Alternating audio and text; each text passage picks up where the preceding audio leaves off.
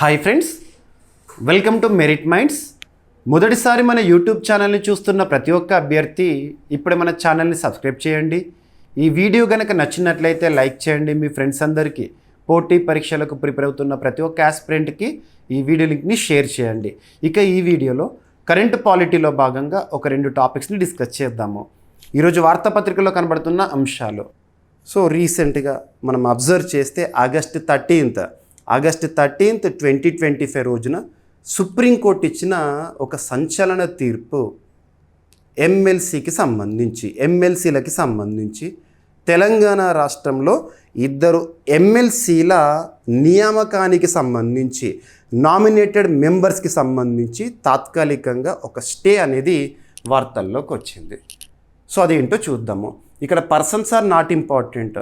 ఆ వ్యక్తుల పేర్లేంటి, వారు ఏ ప్రాంతం నుండి ఎన్నికయ్యారు, ఏ కోటాలో ఎన్నికయ్యారు, లేదా ఎవరు నామినేట్ చేశారు, ఇవన్నీ మనకు ప్రస్తుతానికి పక్కన పెట్టండి.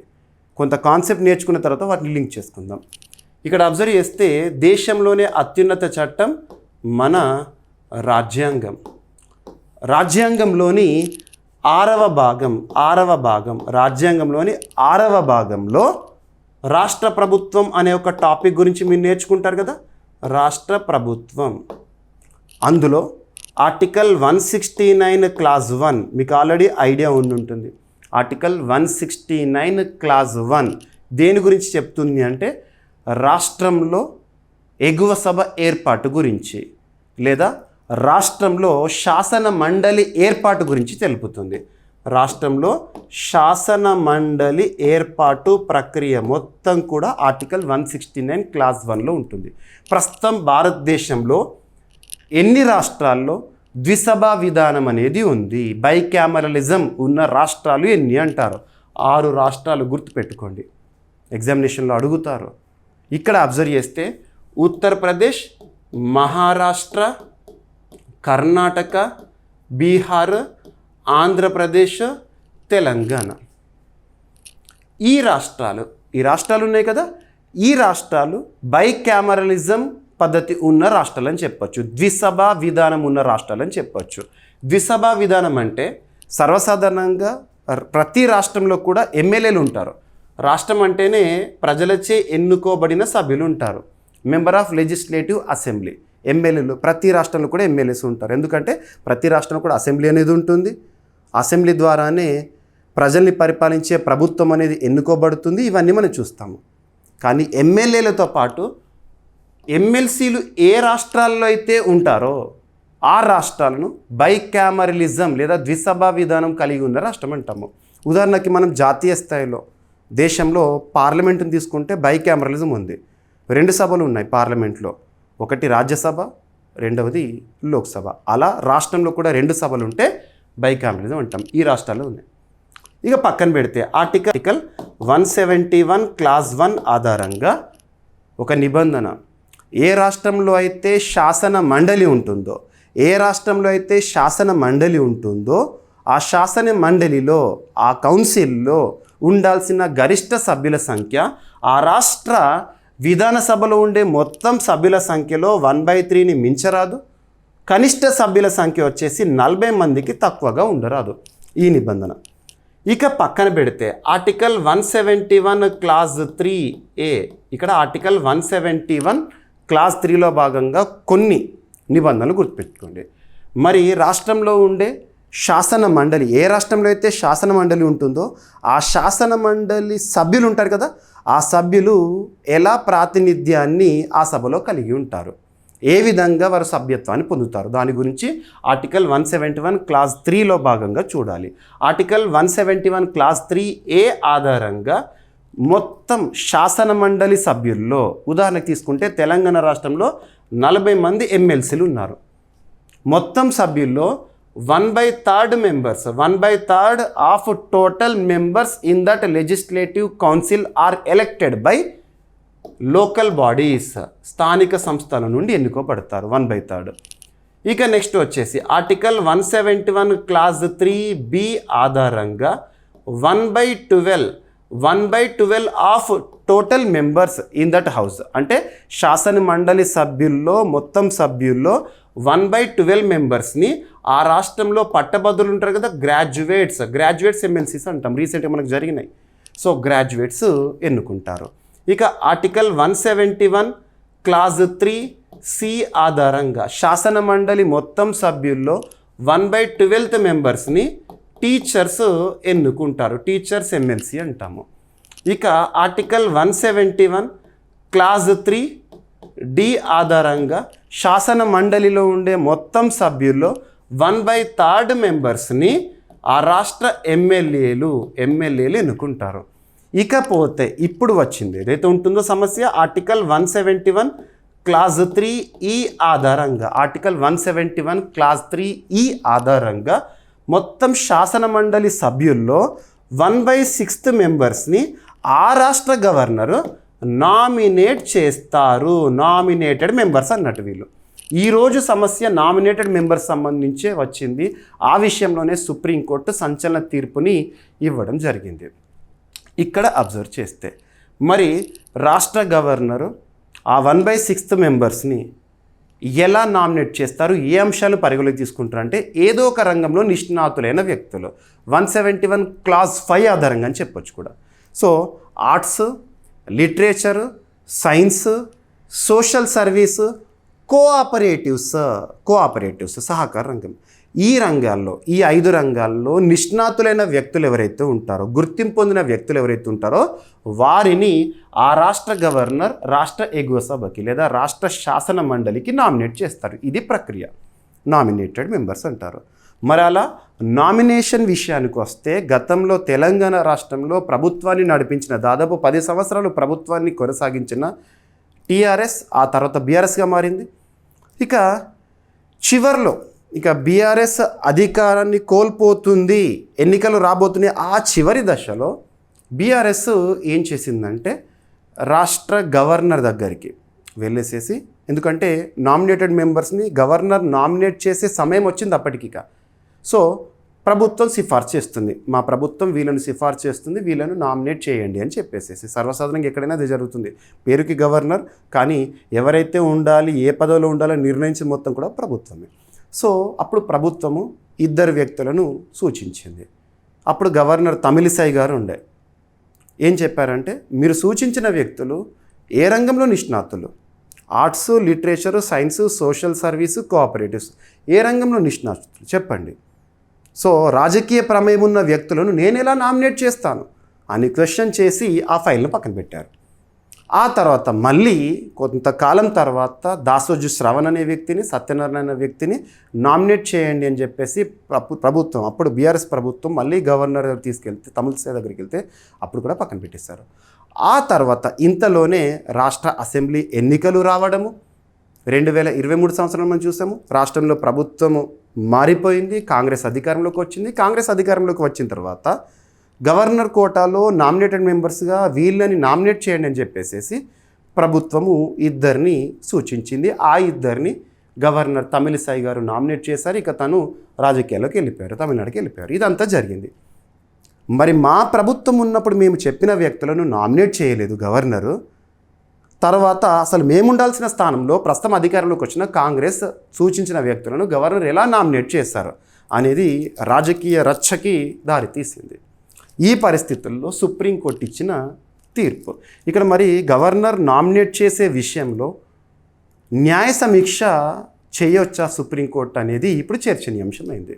అదే ఒకసారి స్క్రిప్ట్ చూడండి, చూద్దాము. గవర్నర్ కోటా ద్వారా ఎమ్మెల్సీలుగా నియమితులైన కోదండరాం మరియు అలీ ఖాన్, ఈ 2 వాళ్ళే, అలీ ఖాన్, వీళ్ళ నియామకాన్ని సుప్రీంకోర్టు రద్దు చేసింది, స్టే ఇచ్చిందని చెప్పొచ్చు. రద్దు అనే కంటే తదుపరి విచారణని మళ్ళీ సెప్టెంబర్లో చేస్తామని వాయిదా వేసింది కాబట్టి ప్రస్తుతానికైతే స్టే అని చెప్పొచ్చు. ఓకేనా?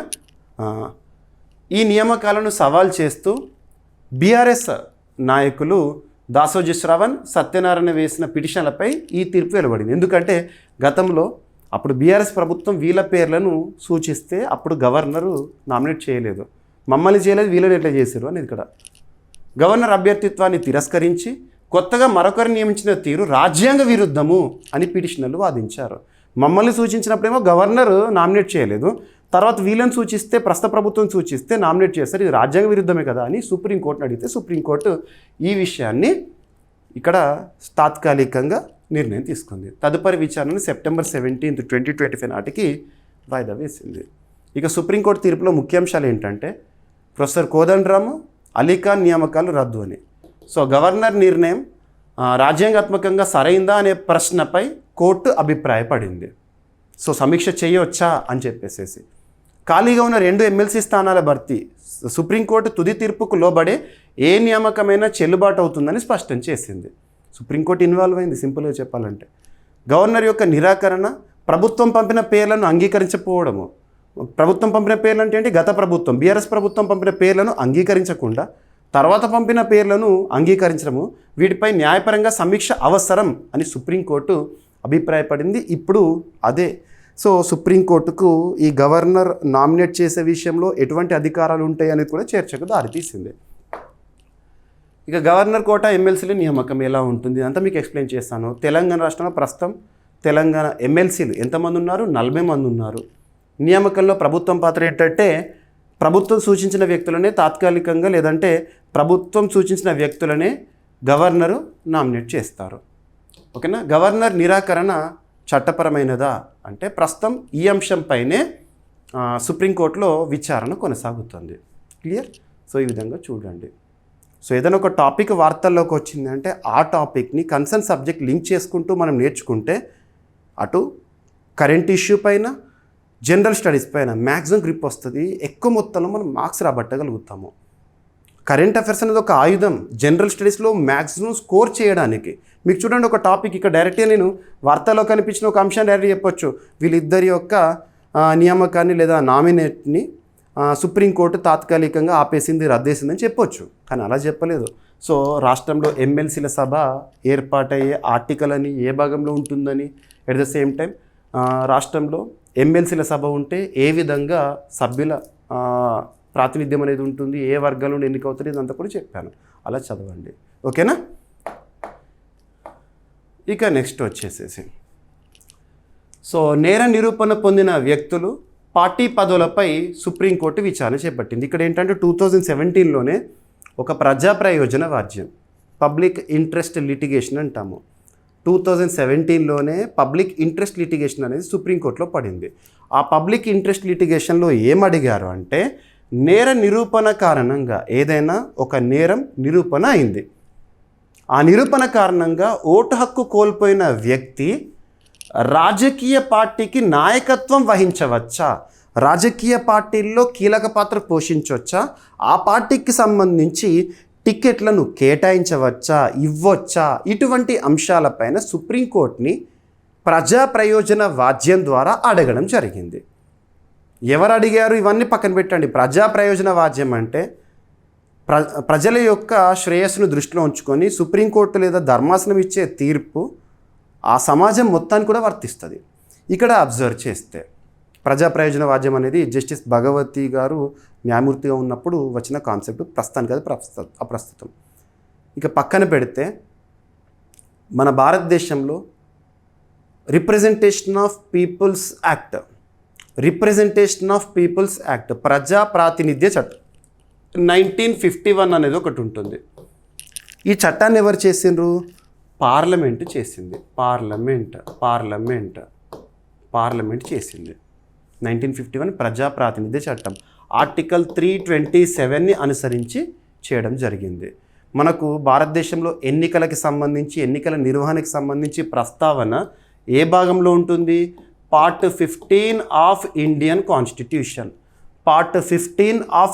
కాన్స్టిట్యూషన్ ఆర్టికల్ 324 నుండి ఆర్టికల్ 329 వరకు ఎన్నికల నిర్వహణ గురించి ఉంటుంది. అందులో ఆర్టికల్ 324 కేంద్ర ఎన్నికల సంఘం రాజ్యాంగబద్ధ సంస్థగా పనిచేస్తుంది. ఎన్నికల సంఘం ఏ చట్టాలను అనుసరించి ఎన్నికల నిర్వహణ చేస్తుంది అంటే ఆర్టికల్ 327 ఆధారంగా రూపొందించబడిన చట్టాల ఆధారంగా. చట్టంలో ఏది ఉంటుందో అది మాత్రమే ఎన్నికల సంఘం ఫాలో అవుతుంది. మరి చట్టాలు చేసే అధికారం ఏమో పార్లమెంట్కి ఉంటుంది. ఇది ఇక్కడ సుప్రీంకోర్టు చెప్పింది. సో ఇక్కడ అబ్జర్వ్ చేస్తే 2017లో దాఖలైన ఒక పబ్లిక్ ఇంట్రెస్ట్ లిటిగేషన్ ఆధారంగా విషయం ఇప్పుడు విచారణలో ఉంది. సో పిటిషనర్ ఎవరంటే ఈ ప్రజా ప్రయోజన వాద్యాన్ని వేసింది ఎవరంటే అశ్విని కుమార్ ఉపాధ్యాయ గారు. అసలు వాదన ఏంటంటే ఓటు హక్కు కోల్పోయిన వ్యక్తికి పార్టీ టికెట్ ఇవ్వకూడదు, నాయకత్వ పదవిలో ఉంచకూడదు కదా, ఎందుకు ఉంచుతున్నారు కొన్ని పార్టీలు అని చెప్పేసి అడిగారు. దీనిపైన సుప్రీంకోర్టుకు సంబంధించిన న్యాయమూర్తులు జస్టిస్ సూర్యకాంత్ గారు, జస్టిస్ పార్దివాలా గారు, జస్టిస్ దీపంకర్ దత్తా గారు విచారణలో ధర్మాసనం అనేది చెప్పింది. ఒక చట్టబద్ధమైన హక్కును కోల్పోయిన వ్యక్తికి రాజ్యాంగపరమైన హక్కుని నిరాకరించడం అనేది రాజ్యాంగమే ఒప్పుకోదని చెప్పేసి సుప్రీంకోర్టు చెప్పింది. సో కొంత కాన్సెప్ట్ అర్థం చేసుకోండి. చట్టపరమైన హక్కు వేరు, రాజ్యాంగ హక్కు వేరు అనే ఒక కోణంలో సుప్రీంకోర్టు ఇచ్చిన అంశము. చట్టపరమైన హక్కులు అంటే కామన్ ఏదైనా చట్టం ద్వారా, ఉదాహరణకి రిప్రజెంటేషన్ ఆఫ్ పీపుల్స్ యాక్ట్ ఆధారంగా కానివ్వండి, ఇటువంటి ద్వారా. రాజ్యాంగపరమైన హక్కు అంటే ఏంటంటే దేశంలోనే అత్యున్నత చట్టమైన రాజ్యాంగంలో మనకి హక్కులు ఉంటాయి. ఉదాహరణకు ఓటు వేసే హక్కు కానివ్వండి, లేదంటే ప్రాథమిక హక్కుల విషయానికి వస్తే పార్ట్ 3 ఆఫ్ ఇండియన్ కాన్స్టిట్యూషన్ ప్రాథమిక హక్కుల్లో భాగంగా ఆర్టికల్ 19 క్లాస్ 1C ఆధారంగా రాజకీయ పార్టీలను ఏర్పాటు చేసుకోవడం ఇదంతా కూడా ప్రాథమిక హక్కు. ఓకేనా? సో చట్టబద్ధమైన హక్కు కోల్పోయిన వ్యక్తిని రాజ్యాంగ హక్కు నుండి శాశ్వతంగా తొలగించలేము అని సుప్రీంకోర్టు చెప్పింది. ఆర్టికల్ 19 క్లాస్ 1C ప్రకారం సంఘాలు ఏర్పాటు చేసుకునే హక్కు ఉంది, రాజకీయ పార్టీ కూడా అదే. ఉదాహరణకు ఒక పర్సన్ ఉన్నారు, తను రాజకీయ పార్టీని ఏర్పాటు చేసుకునే హక్కు రాజ్యాంగం ఏ ఆర్టికల్ ఆధారంగా కల్పించింది అన్నారు అనుకోండి, article 19 class 1C of fundamental rights of constitution. ఓకేనా? రైట్. ఇంకోటి ఏంటంటే ఎవరైనా ఒక రాజకీయ నాయకుడు ఏదైనా ఒక నేర నిరూపణ జరిగింది అంటే తనపైన నేరం అభియోగం వేరు, అభియోగించబడిన ఆ నేరం నిరూపణ జరిగింది కోర్టు దృష్టిలో అన్నప్పుడు మరి కోర్టు ఇచ్చిన తీర్పు ఆధారంగా తను నిజంగానే దోషి అని చెప్పింది అనుకోండి, అటువంటి సమయంలో representation of people's act 1951 section 8 ఆధారంగా ఒకవేళ ఆ వ్యక్తికి 2 సంవత్సరాలు అంతకంటే ఎక్కువ కాలం శిక్ష పడితే ఆటోమేటిక్గా తను ప్రజాప్రతినిధిగా కొనసాగడానికి అనర్హుడవుతాడు. లిల్లీ థామస్ కేసు 2013లో అదే తీర్పు ఇచ్చింది. సో ఇవన్నీ లింక్ అవ్వాలి. గతంలో మీకు రాహుల్ గాంధీ విషయంలో కూడా అదే జరిగింది.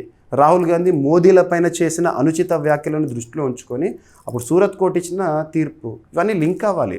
రోజు టాపిక్స్ చూడండి, ప్రతిరోజు నిరంతరం మీ మైండ్ని షార్ప్ చేసుకోండి, టాపిక్స్ని వింటూ అనలిటికల్గా ఆలోచించండి, మనకు ఏ టాపిక్ అయినా లింక్ అయిపోతుంది. ఓకేనా? సో ఆర్టికల్ 324 భారత ఎన్నికల కమిషన్ అధికారాలు. ఎన్నికల నిర్వహణ, పర్యవేక్షణ, నియంత్రణ పూర్తి అధికారము ఎలక్షన్ కమిషన్ ఆఫ్ ఇండియాకు ఉంటుంది. రాజకీయ పార్టీలను గుర్తిస్తుంది, రిజిస్ట్రేషన్ చేయడము మరియు డీరిజిస్టర్ చేయడం కూడా ఇటీవల మనం చూసాము. కొత్తగా పార్లమెంట్ చట్టం చేస్తే దాన్ని అమలు చేసే బాధ్యత ఈసీఐదే. దేనికి సంబంధించి చట్టం చేస్తే? ఎన్నికలకు సంబంధించి. ఆర్టికల్ 327ని ఆధారంగా చేసుకొని పార్లమెంట్ చేసే చట్టాలను ఎన్నికల సంఘం ఫాలో అవుతుంది. ఆర్టికల్ 327 ప్రకారం పార్లమెంటు చట్టాన్ని రూపొందిస్తుంది, ఎన్నికల సంఘం ఆ చట్టాలనే ఫాలో అవుతుంది. అందులో ఒకటి representation of people's act. Section 8 ప్రకారం నేర నిరూపణ కన్విక్షన్ అయిన వ్యక్తులు ఎన్నికల్లో పోటీ చేయలేరు, అయితే పార్టీ నాయకత్వ బదిలీపై ఈ చట్టం స్పష్టమైన నిబంధన ఇవ్వదు. ఉదాహరణకు చెప్తే నేర నిరూపణ అయిన వ్యక్తి రాజకీయాలకి సంబంధించి ఎన్నికల్లో పోటీ చేయడానికి సంబంధించి లేదా ప్రజాప్రతినిధిగా దూరం అవుతాడు, కానీ ఒక పార్టీలో అంతర్గతంగా తను పార్టీలో నిర్వర్తించే బాధ్యతలపైన ఈ చట్టం ఏం చెప్పట్లేదని చెప్పేసి సుప్రీంకోర్టు చెప్తుంది. రైటే.